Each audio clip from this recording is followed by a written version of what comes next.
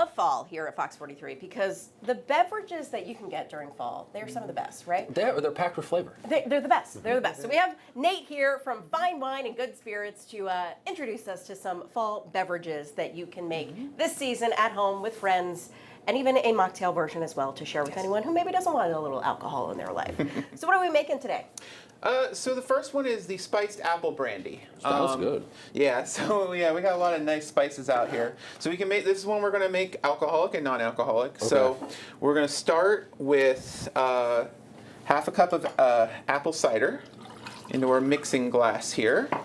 And then for the alcoholic version, we're going to go with a quarter cup of Laird's apple brandy. Applejack, and then put a little cinnamon in here. And if you want to add the apple cider and cinnamon to yours. This is the non-alcoholic version. All right, so we hit it with the apple cider and then the cinnamon. Yep. And then we're going to add in. Give it a mix now or later? You can give it a mix now. Yeah. Okay. Yeah. I'm going to add in about a quarter cup of ginger ale to that. Now, is this fancy ginger ale? That is some Fever Tree fancy ginger ale. Hit it with that. You don't have to use fancy ginger ale. You know, Schweppes will work just fine. But, you know, that's fun. Give it a mix. So once we've done our mix, we're going to take our strainer, put it in here, and then we're going to go over to our glass. I'll take this one here. A little messy. Made it mixed up a little too much there. That's okay. There we go. It'll. And then you want to do the same with yours. So you give it in there. Hit it in the glass. What's the glass rimmed with?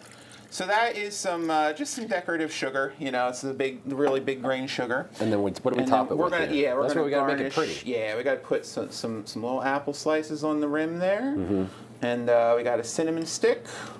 I love it. Yeah, and then we can you can use that to stir the drink then. And you can throw some star anise on top just to give it a little bit of that licorice hint. Jackie, look what I made for you. Oh, you made this for me. Thank you so much. Okay, I'll give it a nice Okay, so what taste. else do we got? Jackie's going to try that. Yeah. It looks good. How's it taste?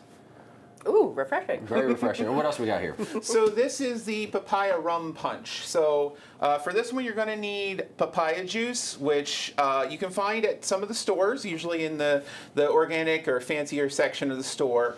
Or you can make your own. I bought a golden papaya, threw it in the blender with some honey and some water and a little bit of lemon juice, and just blended it all up and got some papaya juice of my own making there. So you're going to put 2 ounces of that, an ounce of orange juice, an ounce of rum. We're using the Cruzan Light rum. We're going to want half an ounce of triple sec and a quarter ounce of simple syrup. So we throw those in the shaker, shake them all up, and then we're going to top it with some club soda. And again, we have the fancy club soda. Nice little bubbles there. Just stir that in, and of course you can garnish that with a big old So it's like a twist on an orange crush there. Yeah, but with papaya. So it's an interesting flavor combo. Okay, and last but not least. So this is the Rotten Pumpkin, which is a fun name. When we heard this, a lot of people were excited. They wanted to find out what was so rotten about the Rotten Pumpkin. I'm sure it is delicious. So yeah, we're looking at 4 ounces of orange juice and then 1.5 ounces of Romana Black Sambuca. It's important to use the black one because otherwise you don't get the color.